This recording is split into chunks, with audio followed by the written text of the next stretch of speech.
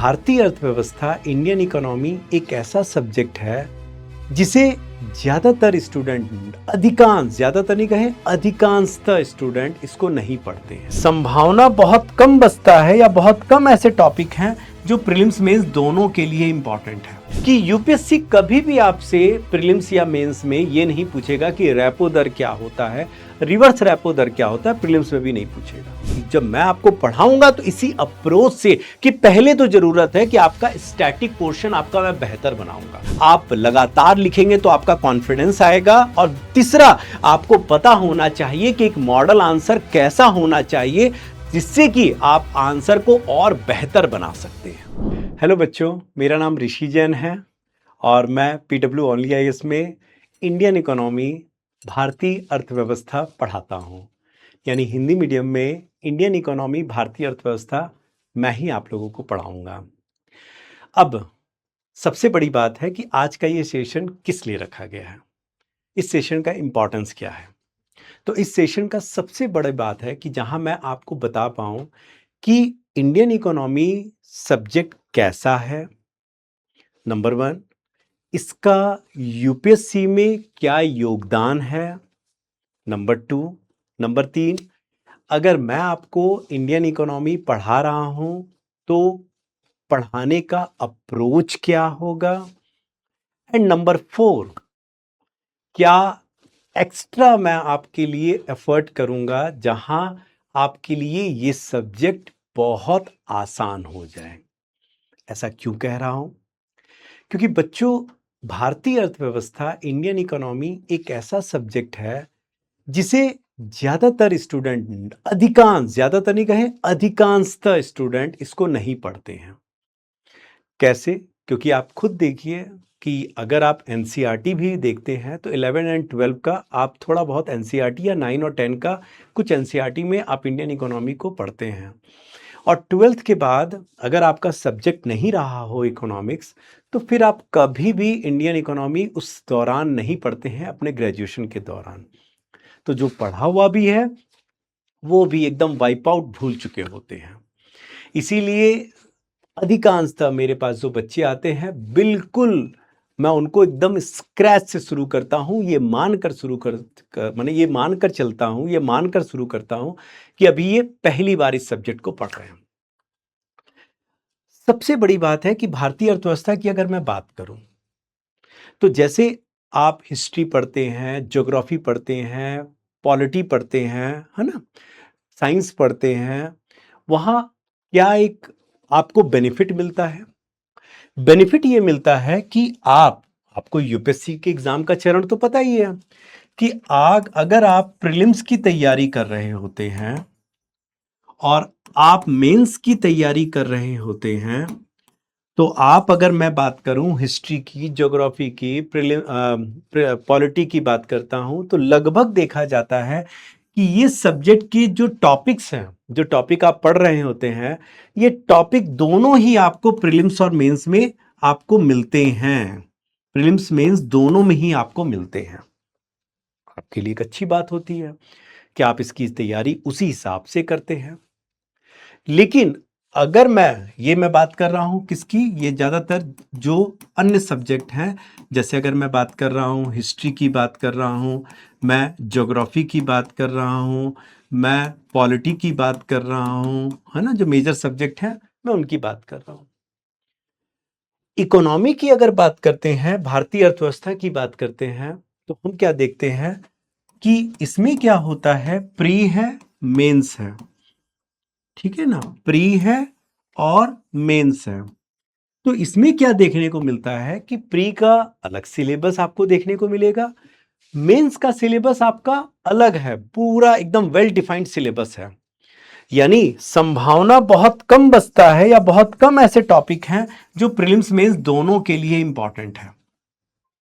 Prelims mains दोनों के लिए इंपॉर्टेंट है, यानी कहीं ना कहीं यहां आपको प्रीलिम्स के लिए अलग टॉपिक्स पढ़ने होंगे। जैसे फॉर एग्जांपल, अगर मैं मान लीजिए आपको पढ़ा रहा हूं आरबीआई, मैं आपको पढ़ा रहा हूं बैंकिंग, ठीक है, तो ये एक ऐसे टॉपिक हैं जो आप केवल इसकी तैयारी ज्यादातर प्रीलिम्स में ही करते हैं और क्वेश्चंस भी ज्यादातर इसके प्रीलिम्स में ही आते हैं। लेकिन अगर मैं बात करूं कृषि, मैं बात कर रहा हूं आधारभूत संरचना, आधारभूत संरचना, मैं बात कर रहा हूं उद्योग, तो हम क्या देखते हैं, इसके टॉपिक ज्यादातर मेंस में ही यहां से क्वेश्चन पूछे जाते हैं। बहुत कम ही ऐसे टॉपिक हैं या बहुत बहुत कम दोनों में ऐसे टॉपिक हैं जो प्रीलिम्स मेंस दोनों के लिए आपको पढ़ना होता है। जैसे एक एग्जांपल बता रहा हूं मैं, क्या आप वो भी जान लीजिए, सरकारी बजट, गवर्नमेंट बजट, सरकारी बजट, गवर्नमेंट बजट, जिसके क्वेश्चन प्री में भी आते हैं और जिसके क्वेश्चन मेंस में भी आते हैं। तो यहां पर एक समस्या रहती है, इसीलिए पढ़ाते समय खासकर मैं इस बात का ध्यान रखता हूं कि प्री में बच्चों का अप्रोच, प्री के टॉपिक में प्री के जैसा अप्रोच होना चाहिए, और मेंस में चूंकि आंसर लिखना होता है आपको 150 शब्द में, 250 शब्द में, 200 शब्द में, तो उस हिसाब से ही आपका अप्रोच होना चाहिए जिससे कि आपको आंसर लिखने में कहीं कोई दिक्कत ना हो, उत्तर लेखन आपका बेहतर हो सके। अब सबसे बड़ी बात है कि अगर इस सब्जेक्ट के अगर आप सिलेबस को थोड़ा समझ रहे हैं, इस सब्जेक्ट को थोड़ा आप अलग करके समझ रहे हैं, तो यहां एक बात और समझना पड़ेगा आपको कि ये एक ऐसा सब्जेक्ट है, इकोनॉमी या अर्थव्यवस्था ऐसा सब्जेक्ट है जो केवल आप अगर स्टैटिक पढ़ते हैं, स्टैटिक मतलब सर क्या होता है, स्टैटिक मतलब क्या होता है, जैसे मैंने अगर कहा कि चलो आरबीआई पढ़ाता हूं, तो मैं आरबीआई की, मान लो आरबीआई पढ़ा रहा हूं, तो आरबीआई में आरबीआई की स्थापना, आरबीआई के कार्य, ये सब पढ़ा रहा हूं। आरबीआई के कार्य में मैं आपको समझा रहा हूं, बच्चों रेपो दर पढ़ो, बच्चों रिवर्स रेपो दर पढ़ो, ये सब के बारे में क्या होता है मैंने समझा दिया। अब ये आप क्या पढ़ रहे हैं, ये आप स्टैटिक पढ़ रहे हैं, जो आप बेसिक एनसीईआरटी में भी आपको मिल जाएगा। लेकिन क्या यूपीएससी के सवाल इससे सॉल्व हो जाएंगे, तो ये मुश्किल है। जिस तरह से यूपीएससी पिछले 5-10 सालों से सवाल, अब 5 सालों से सवाल पूछना शुरू कर दिया है, केवल ये पढ़कर काम नहीं होगा जब तक कि आप इसको करंट, और करंट में भी आप उसको एप्लीकेशन से नहीं जोड़ते हैं, यानी आप उसको कैसे अप्लाई कर पाएंगे, कैसे व्यवहारिक चीजों से आप उसको जोड़ पाएंगे। जैसे मैं कहूं कि यूपीएससी कभी भी आपसे प्रीलिम्स या मेंस में यह नहीं पूछेगा कि रेपो दर क्या होता है, रिवर्स रेपो दर क्या होता है, प्रीलिम्स में भी नहीं पूछेगा।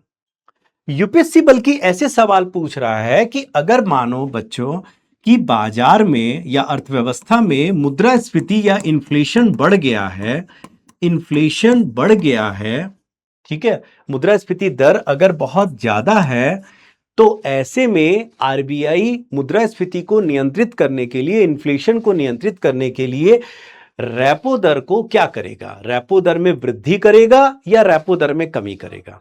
अगर आप पढ़े हैं कि अरे सर ने तो बताया था कि रेपो दर क्या होता है, और रेपो दर को बढ़ाने से आरबीआई सख्त मौद्रिक नीति या संकुचित मौद्रिक नीति का प्रयोग करता है, बाजार में तरलता को कम करता है, तो कहीं ना कहीं आपके दिमाग में आ जाएगा कि मुद्रास्फीति है यानी बाजार में तरलता को कम करना है, यानी कहीं ना कहीं वो रेपो दर को क्या करेगा, रेपो दर में वृद्धि करेगा।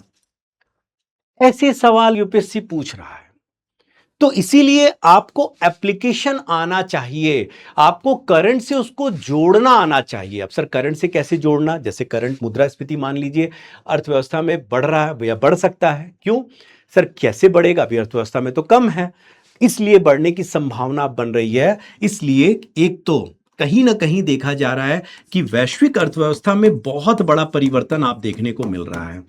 जैसे कच्चे तेल के दाम व्यवस्था में आप बहुत बड़ा परिवर्तन देख रहे हैं, जहां पर आप कच्चे तेल के दाम बढ़ने की संभावना देख रहे हैं। रूस यूक्रेन युद्ध को देखिए, कभी समाप्ति नहीं हो रहा है। तो जैसे अब अमेरिका और ईरान के युद्ध को आप देख सकते हैं, इससे नेचुरल गैस या प्राकृतिक गैस की समस्या, एलएनजी की समस्या बड़ी खड़ी हो गई है। कहीं ना कहीं ये लागत को बढ़ा रहा है, और जब लागत बढ़ेगा तो मानी सी बात है कि अर्थव्यवस्था में वस्तु और सेवा के मूल्य आगे बढ़ेंगे, और कहीं ना कहीं देखा जाए तो ये मुद्रास्फीति को बढ़ा सकता है। तो ये कैसे आप समझेंगे? ये आप तब समझेंगे जब आप करंट चीजों को जोड़ेंगे और जब उसको अप्लाई कर पाएंगे। तो इस तरह से, और ये कब होगा? इसको पढ़ाने का, जब मैं आपको पढ़ाऊंगा तो इसी अप्रोच से, कि पहले तो जरूरत है कि आपका स्टैटिक पोर्शन आपका मैं बेहतर बनाऊंगा, और फिर इतना ही नहीं, उसके बाद मैं आपको उसको अप्लाई करना सिखाऊंगा कि कैसे उसको अप्लाई करना। आप केवल फॉरेक्स को रट मत लीजिए कि फॉरेक्स में क्या क्या मद होते हैं, तो 2013 में पूछ लिया है। अब तो यूपीएससी पूछेगा कि फॉरेक्स कम होगा तो बताओ इससे बॉन्ड के यील्ड पर क्या प्रभाव पड़ेगा, रुपए का मूल्य ह्रास, रुपए की डेप्रिसिएशन या एप्रिसिएशन पर क्या प्रभाव पड़ेगा। इस तरह से सवाल अगर पूछ रहा है, यूपीएससी पूछ रहा है कि फेडरल रिजर्व जो अमेरिका का सेंट्रल बैंक है, अगर वो ब्याज दरों में परिवर्तन कर रहा है तो बताओ भारत में आयात बढ़ेगा कि निर्यात बढ़ेगा, रुपए का मूल्य ह्रास बढ़ेगा कि मूल्य ह्रास कम होगा। ऐसे सवाल आपसे पूछ रहा है। ये तो हुआ प्री। लेकिन अगर मैं मेंस की भी बात कर रहा हूं तो मेंस यानी जीएस 3 में जहां पर आप इकोनॉमी देखते हैं, जीएस थर्ड पेपर में आप इकोनॉमी को देखेंगे। इकोनॉमी के अलावा और भी सब्जेक्ट हैं, लेकिन यहां इकोनॉमी के क्वेश्चन सबसे ज्यादा आते हैं।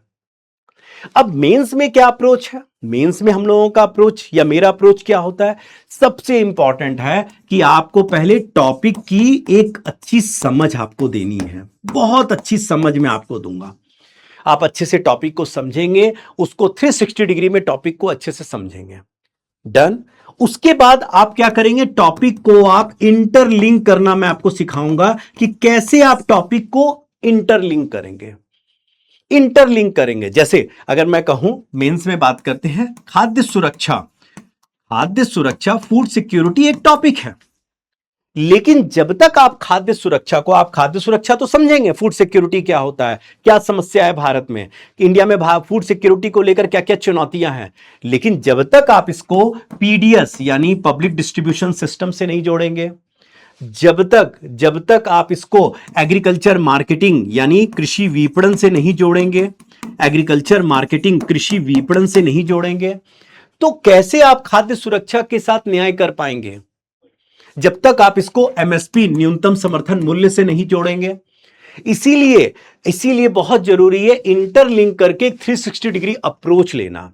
ऐसा बहुत जरूरी होता है बच्चों, क्योंकि जीएस 3 में जब आप, ज्यादातर बच्चों के मार्क्स कम आते हैं जीएस 3, इसका एक बहुत बड़ा कारण है कि उनके आंसर स्ट्रक्चर नहीं होते हैं। आंसर को वो स्ट्रक्चर नहीं कर पाते हैं। कंटेंट तो खूब होता है, लेकिन वो दो चीजें, स्ट्रक्चर का मतलब क्या हो गया? उसमें कंटेंट तो होगा, कंटेंट तो होगा, उसमें करंट होगा, और साथ में सबसे इंपॉर्टेंट उसमें लिंकेज होगा।